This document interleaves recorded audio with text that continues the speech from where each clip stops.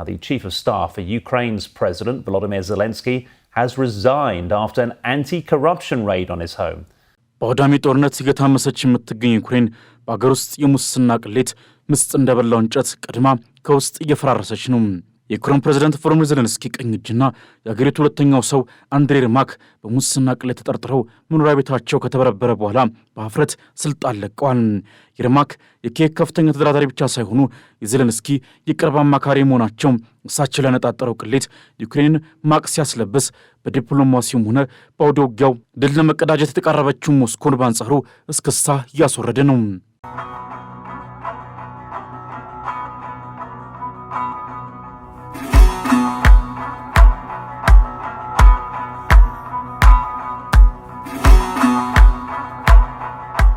ሮይተርስ የዜና ወኪልና ሌሎች ዓለም አቀፍ ሚዲያዎች እንደዘገቡት የዩክሬን ፕሬዝዳንት ቮሎዲሚር ዜሌንስኪ ቀኝ እጅና የጽህፈት ቤት ኃላፊ ሆኖት አንድሬ የርማክ መኖሪያ ቤታቸው በዩክሬን የጸረ ሙስና ፖሊሶች ተፈትሸዋል። ይህ ተራ ክስተት አይደለም።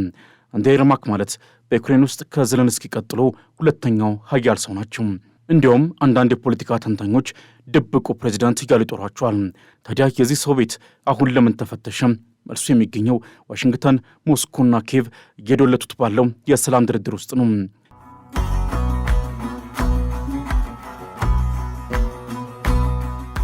እንደምን ሰነበታችሁ የኦርቢት ሚዲያ ተከታታዮች። ዛሬ ይዤላችሁ የቀረብኩት ጉዳይ በምስራቅ አውሮፓ ጂኦፖለቲካ ውስጥ ትልቅ ስንጥቃት ሊፈጥር የሚችል የዩክሬን ፖለቲካዊ መዋቅርን ከመሰረቱ እያናጋ ያለና ምናልባትም የሩሲያ ዩክሬን ደም አፋሳሽ ጦርነት አቅጣጫ የሚቀይር ትኩስ መረጃ ነው። አብራችሁን ቆዩ። የዩክሬን የጸረ ሙስና ኤጀንሲዎች የፕሬዝዳንት ቮሎዲሚር ዜሌንስኪን ቀኝ እጅ መኖሪያ ቤት መፈተሻቸው ኪየቭ ከዋሽንግተን የሰላም ስምምነት እንድትቀበል ጫና በሚደረግበት ወቅት መሆኑ ፖለቲካዊ ቀውሱን በከፍተኛ ሁኔታ አባብሶታል። ዋሽንግተን የሩሲያን ፍላጎት የሚደግፍ ረቂቅ ካቀረበች በኋላ ሁኔታዎችን ለመወሰን የሚሞክረውን የኪየቭ የድርድር ቡድን የሚመሩት ባለሥልጣኑ አንድሬ የርማክ አፓርታማቸው እየተፈተሸ መሆኑን አረጋግጠው ሙሉ በሙሉ እየተባበሩ መሆናቸውን ተናግረዋል። የዩክሬን ብሔራዊ የጸረ ሙስና ቢሮና ልዩ የጸረ ሙስና አቃቤ ሕግ ጽሕፈት ቤት በሰጡት የጋራ መግለጫ ፍተሻዎቹ ሕጋዊ ፈቃድ ያገኙና ካልተገለጸ ምርመራ ጋር የተያዙ መሆናቸውን አስታውቀዋል። በዚህ ወር መጀመሪያ ላይ ሁለቱ የጸረ ሙስና ኤጀንሲዎች በመንግስት የአቶሚክ ኢነርጂ ኩባንያ ውስጥ የቀድሞ ከፍተኛ ባለሥልጣናትንና የዜሌንስኪን የቀድሞ የንግድ ሸሪክ ያካተተ የተጠረጠረ የ100 ሚሊዮን ዶላር የጉቦ ሴራ ላይ ሰፊ ምርመራ ይፋ አድርገው ነበር። የ54 ዓመቱ የርማክ የቀድሞ ኮሜዲያን የሆኑን ፕሬዚዳንት ዜሌንስኪ ወደ ፖለቲካው ዓለም ከመግባታቸው በፊት ጀምሮ የዜሌንስኪ የቅርብ ጓደኛ የነበሩ ሲሆን እንደ አውሮፓውያን አቆጣጠር የ2019 የፕሬዚዳንት የምርጫ ቀስቀሳቸውን እንዲመሩ አግዘዋል። እሳቸው ተጠርጣሪ ተብሎ ባይሰየሙም የተቃዋሚ ሕግ አውጪዎችና አንዳንድ የዜሌንስኪ ፓርቲ አባላት ግን በዩክሬን የከፋ የጦርነት ጊዜ የፖለቲካ ቀውስ ውስጥ ከስልጣን እንዲነሱ እየጠየቁ ይገኛሉ።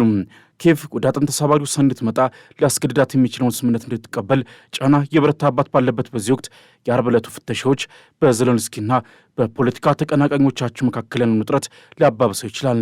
የአውሮፓ ሶሊዳሪቲ ተቋሚ ፓርቲ በበኩሉ የየርማክን ተደራዳሪነት ሚና የተቸ ሲሆን ዜሌንስኪ ከሌሎች ፓርቲዎች ጋር ሐቀኛ ውይይት እንዲያደርጉ ጠይቋል። ፕሬዚዳንቱ ከራሳቸው ቡድን ጋር በሚደረግ ምቹ ግንኙነት ብቻ መወሰን የለባቸውም፣ ለዩክሬን የድርድር ቡድን ምን መመሪያዎችና ቀይ መስመሮች እንደተሰጡ ለመላው ፓርላማ የማስረዳት ግዴታ አለባቸው ሲል መግለጫው ገልጿል። ከዜናው በስተጀርባ ያለው ዋና ጉዳይ አሜሪካ በዩክሬን ላይ ያሳደረችው ያለው ከፍተኛ ጫና ነው። ሪፖርቶች እንደሚያመለክቱት ዋሽንግተን ለኪየቭ የሩሲያን ፍላጎት የሚደግፍ ረቂቅ የሰላም ስምምነት ማቅረቧ አሜሪካና የምዕራቡ ዓለም በዩክሬን ጉዳይ ላይ ተስፋ እየቆረጡ መሆናቸውንና ሩሲያ በጦር ሜዳው ላይ ያገኘችውን የበላይነት ለመቀበል እየተገደዱ መሆኑን ነው። አንድሬ የርማክ ራሳቸው ከአሜሪካ ተደራዳሪዎች ጋር በአላስካ ከተነጋገሩ በኋላ ነው ይህ ባለ 8 ነጥብ ዝርዝር እየተዘጋጀው። ታዲያ ኪየቭ አሁን ይህን መራራ ክኒን እንድትውጥ እየተገደደች ትገኛለች። የዩክሬን የጸረ ሙስና ኤጀንሲዎቹ ይህን እርምጃ የወሰዱት በዘፈቀደ አይደለም። በቅርቡ በዩክሬን የአቶሚክ ኢነርጂ ኩባንያ ላይ የጉቦ ሴራ መጋለጡ ይታወሳል። ይህ የሙስና ዘመቻ አሁን ወደ ቤተ መንግስቱ ጫፍ እየደረሰም ይገኛል። ይህ የህግ ማስከበር ጉዳይ ብቻ ሳይሆን የፖለቲካ ማጽዳት ዘመቻም እየተባለ ይገኛል። አሜሪካ ለሰላም ስምምነቱ እንቅፋት ሊሆኑ የሚችሉ ወይም በህዝቡ ዘንድ ተቀባይነት ያጡ ባለሥልጣናትን ከዜሌንስኪ ዙሪያ በማራቅ ለድርድር ምቹ ሁኔታን እየፈጠረች ሊሆን ይችላል።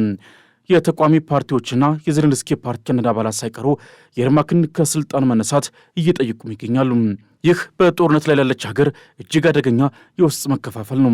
በምዕራቡ ሚዲያ ሲነገር እንደነበረው ሩሲያ ተዳክማለች የተባለው ትርክት ውሸት መሆኑን የመሬት ላይ እውነታው ያጋለጥም ይገኛል። የወጡ ያሉ መረጃዎች እንደሚያሳዩት የሩሲያ ኃይሎች በምስራቅ ግንባር በተለይም በስትራቴጂካዊያ ፖክሮቭስክ ከተማ አቅራቢያ ትልቅ ድል እያስመዘገቡ ነው። ፑቲን የአሜሪካን ሰላም እቅድ ለወደፊት ስምምነቶች መነሻ ሊሆን ይችላል ብለውታል። ይህ ማለት ሩሲያ በምትፈልገው መንገድ ነገሮች እየሄዱ ነው ማለት ነው። ፑቲን ይህን ጦርነት የጀመሩት የሩሲያን ሉዓላዊነትና የኔቶን መስፋፋት ለመግታት ነበር። አሁን የምናየው ነገር ቢኖር አሜሪካ ራሷ የሩሲያን የደህንነት ስጋት የሚመልስ ወይም ሩሲያን የሚያረካ ስምምነት እያቀረበች መሆኑ ነው። አሁን ኬቭ በአጣብቀኝ ውስጥ ነች። በአንድ በኩል በጦር ሜዳ የሩሲያ ግስጋሴ አልቆምም፣ በሌላ በኩል ዋናው አጋራቸው ዋሽንግተን ስምምነቱን ተቀበሉ የሚል ጫና እያደረገች ቀጥላለች። በውስጥ ደግሞ የሙስና ክስና የፖለቲካ ሽኩቻ ቤተ መንግስቱን እያናወጠው ነው። አንድሬ የርማክ ግዛት አሳልፈን አንሰጥም ብለው ለዛ አትላንቲክ መጽሔት ቢናገሩም የተፈጠረው ፖለቲካዊ ቀውስና የአሜሪካ ግፊት ከዚህ የተለየ እውነታን እያሳየ ነው። ምናልባትም ይህ የፍተሻ እርምጃ የዜሌንስኪን አስተዳደር ለድርድር ለማለዘብ የተደረገ እርምጃም ሊሆን ይችላል። በሌላ በኩል አውሮፓውያን ዩክሬንን በተመለከተ ሲከተሉት ከነበረው አቋም እየተንሸራተቱ ነው።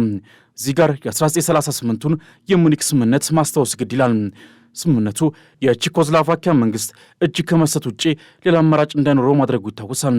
በጠቅላይ ሚኒስትር ኔቪል ቻምበርሊን የምትመራው ብሪታንያ፣ ፈረንሳይና ጣሊያንን በመቀላቀል የጀርመኑ አዶልፍ ሂትለር በቼኮስሎቫኪያ ግዛት ላይ ያቀረበውን ጥያቄ ተቀበለች። ፎረር ወይም ሂትለር የሀገሪቱን ሌሎች ሁለት ጎረቤቶች ፖላንድና ሃንጋሪን ሌሎች የቼኮስሎቫኪያን መሬት ክፍሎችን በመስጠት ገለልተኛ ማድረግ ችሎ ነበር። ይህም ፖላንዳውያን የሶቪየት ወታደሮች ግዛታቸውን አቋርጠው እንዲያልፉ ስላልፈቀዱ ወቅቱ የቼኮስሎቫኪያ ሌላኛው አጋር የነበረችው ሶቪየት ህብረት ጣልቃ እንዳትገባ በተሳካ ሁኔታ አደናቀፈም። በዚያን ወቅት ቼኮስሎቫኪያ በአውሮፓ ውስጥ ካሉ በጣም የላቀ የጦር መሳሪያ ኢንዱስትሪዎች አንዱ ነበራት። እንዲሁም በትንሽ አጋሮች ድጋፍ ውጤታማ መከላከያ ማደራጀት ትችልም ነበር።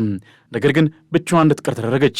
ከጥቂት ወራት በኋላ የሂትለር ጦር ቻምበርሊን አስቀድሞ ያልሰጠውን ሌሎች የቼኮስሎቫኪያ ክፍሎች ወረረ። ዛሬ ዩክሬን የ1938ቷ ቼኮስሎቫኪያ አይደለችም። ያም ሆኖ ባለፈው ሳምንት መጨረሻ ላይ ወደ መገናኛ ብዙሃን ሾልኮ የወጣውና በዩናይትድ ስቴትስና በሩሲያ መካከል የተደራደረበት ባለ 28 ነጥብ የሰላም እቅድ የአሜሪካው ፕሬዚዳንት ዶናልድ ትራምፕ የሙኒኩን ስምምነት እንደ ምሳሌ እንደሚቆጥሩት ያሳያል። ልክ እንደ ቻምበርሊን እርሳቸውም ያለ ዩክሬን ተሳትፎ ስለ ዩክሬን መሬትና የወደፊት ዕጣ ፈንታ ከሩሲያ ፕሬዚዳንት ቭላዲሚር ፑቲን ጋር ስምምነት ማድረግ እንደሚችሉ የሚያምኑ ይመስላሉ። ነገር ግን ይህ ስሌት እየተሳሳትን ይላሉ አውሮፓውያኑ። ይህ የትራምፕን የአውሮፓ ጂኦፖለቲካዊ መሠረት አለመረዳት ያጋልጣል። ይህም የሩሲያን ዩክሬን ለመቆጣጠር ያላትን ያልተቋረጠ ፍላጎትና ዩክሬናውያን ለመሬታቸውና ለነጻነታቸው ለመዋጋት ያላቸውን ቀጣይ ፈቃደኝነት በተመለከተ ነው። እንደ በርካታ ሪፖርቶች ከሆነ የትራምፕ መልእክተኞች ለዩክሬን መሪዎች የቀረበውን ውልና እስከ ኖቬምበር 27 መቀበል እንዳለባቸው አለበለዚያ መዘዙ እንደሚጋፈጡ ነግረዋቸዋል። ትራምፕ በኖቬምበር 23 በጄኔቫ ከተካሄደው የአሜሪካን ዩክሬን ስብሰባ በኋላ ኪየቭ ለጠላታችን ባዶ ምስጋና አሳይታለች ብለው መሞቀስ ዩክሬንን ለጦርነቱ ተጠያቂ ማድረግ የድሮ ልምዳቸውን መልሰዋል። ያ ስብሰባ በዋናው የ28 ነጥብ እቅድ ላይ ከፍተኛ ለውጦችን እንዳመጣም ተዘግቦ ነበር። ነገር ግን ሌሎች ዝርዝሮች ብዙም አልወጡም። እንዲሁም ማንኛውም ማሻሻያ አሁንም የትራምፕንና የፑቲንን ይሁንታ ይፈልጋል። ልክ እንደ ቻምበርሊን ትራምፕ ዩክሬናውያን ከመቀበል ውጭ ምርጫ እንዲያጡ የሚያደርግ ያለቀለት ጉዳይ ሊጭኑባቸው እንደሚችሉ የሚያምኑ ይመስላል። ዋሽንግተን ኪየቭን የፈለገችው እንድታደርግ የማስገደድ ኃይል እንዳላት የሚያስቡ ይመስላል። ምናልባት ይህን ማድረግ ይሳካላቸው ይሆን? ነገር ግን እሳቸው ልክ ናቸው ብሎ ለማመን የሚያበቃ ብዙ ምክንያት የለም። በመጀመሪያ እንደ ሙኒክ ስምምነት ሰለባ በተለየ መልኩ ዩክሬን አሁንም አብዛኞቹን የአውሮፓ ህብረት፣ ብሪታንያ፣ ካናዳ፣ ጃፓን፣ ደቡብ ኮሪያ፣ ታይዋንና አውስትራሊያን ጨምሮ ብዙ ወዳጆች አሏት። በዚህ ወቅት የአውሮፓ ሀገራት ከአሜሪካ ይልቅ ለኪየቭ የበለጠ ወታደራዊ እርዳታ አቅርበዋል። ሆዊትዘር፣ የመድፍ ጥይቶች፣ ረጅም ርቀት ተወንጫፊ ሚሳይሎችና የጦር ጄቶችን ጨምሮ ለዩክሬን ሰፊ የጦር መሳሪያ አቅርቦትን አሟልተዋል። አውሮፓውያን የዩክሬን ሀገር ውስጥ መከላከያ ኢንዱስትሪ በመደገፍ በቢሊዮኖች የሚቆጠር ገንዘብ ማፍሰዋል። እውነት ነው፣ ዋሽንግተን ለኪየቭ የምታደርገው እርዳታ ሙሉ በሙሉ ካቋረጠች አውሮፓውያን ክፍተቱን ለመሙላት የሚቸገሩባቸው በርካታ ዘርፎች አሉ። ለምሳሌ የላቀውን የአሜሪካን አይነት የሳተላይት መረጃ ማቅረብ ላይችሉ ይችላሉ። እንዲሁም ዩክሬናውያን በአሜሪካ ሰራሽ የፓትሪዮት የአየር መከላከያ ሚሳይሎች መልሶ ማሟላት ሊከብዳቸውም ይችላል። ወታደራዊ ድጋፍ ብቸኛው ፈተናም አይደለም። ዩክሬናውያን ኪየቭ የሲቪል ሰራተኞችን ደሞዝ መክፈል ልትቀጥልና የኢኮኖሚ መረጋጋት እንዲጠበቅ የሚያስችል እጅግ ከፍተኛ የገንዘብና የሰብአዊ ድጋፍን ከአሜሪካ አግኝተዋል። አሜሪካ ከዚህ ገንዘብ ትልቁን ድርሻ ታበረክትም ነበር። ነገር ግን በዚህ ዓመት ሂደት ውስጥ የአውሮፓ ህብረትና በርካታ የአውሮፓ ህብረት ያልሆኑ ሀገራት አብዛኛው እርዳታ አቅርበዋል። በመጋቢት ወር ብቻ አውሮፓውያን የአንበሳውን ድርሻ እርዳታ እያቀረበው ነበረበት ወቅት ከኪየል የዓለም ኢኮኖሚ ተቋም የወጣ ሪፖርት ልገሳዎቹ ከጠቅላላ የአገር ውስጥ ምርታቸው ወይም ጂዲፒ 0.1 በመቶ ብቻ እንደሆነ ጠቁሟል። ከ2004 ጀምሮ ያለውን የአሜሪካ እርዳታ ማቋረጥ ለማካካስ አውሮፓ ዓመታዊ ድጋፏን በጥፍ ወደ 0.21 በመቶ የአህጉር አጠቃላይ ምርት ማሳደግ እንዳለበት ሪፖርቱ አመላክቷል። ጸሐፊዎቹ በርካታ የአውሮፓ ህብረት አባላት አስቀድመው ያንን ደረጃ ላይ መድረሳቸውን ጠቅሰዋል። በአውሮፓ ቁጥጥር ስር ያለውን ወደ 200 ቢሊዮን ዩሮ ለሚጠጋ የሩሲያ የታገደ ንብረት ለመጠቀም ቢወስኑም ከዚህ በላይ ማድረግ ይችሉም ነበር። አውሮፓውያን እስካሁን ይህንን ለማድረግ ሲያቅማሙን ቆይተዋል።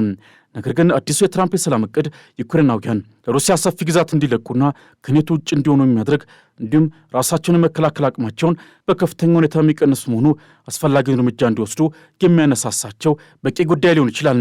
ፈተናዎቹ ናቸው። ያም ሆኖ ይህ ሁሉ ሊያሳይ የሚገባው ነገር ቢኖር ኪየቭ በትራምፕ ቋንቋ ለመናገር አሁንም በእጇ ብዙ ካርዶች እንዳሏት ነው። ትራምፕ በዩክሬናውያን ላይ ያደረገው ከፍተኛ እርዳታ ቅነሳ የሆነ ነገር ቢኖር በእነሱ ላይ ሊያሳርፍ የሚችለው ተጽዕኖ ቀንሶታል። ኪየቭ እንደ በፊቱ በዋሽንግተን ላይ ጥገኛ አይደለችም ይላል የፎሬን ፖሊሲ አዲት። ከዚህ ሁኔታ አንጻር ዩክሬናውያን ለዚህ አንድ ወገን እቅድ ለምን እንደሚስማሙ ግልጽ አይደለም። እንግዲህ የሆነው የተደራዳሪ ቡድኑ አቀራረብ ከሩሲያ የድርድር አቋም ጋር በቀጥታ የተረጎመ ይመስላል። ይህ እቅድ በዩክሬን ጦር ላይ ከፍተኛ ቅነሳን ይጥላል። ቀጣዩን የሩሲያ ወረራ ለመከላከል አቅሟን ያዳክማል።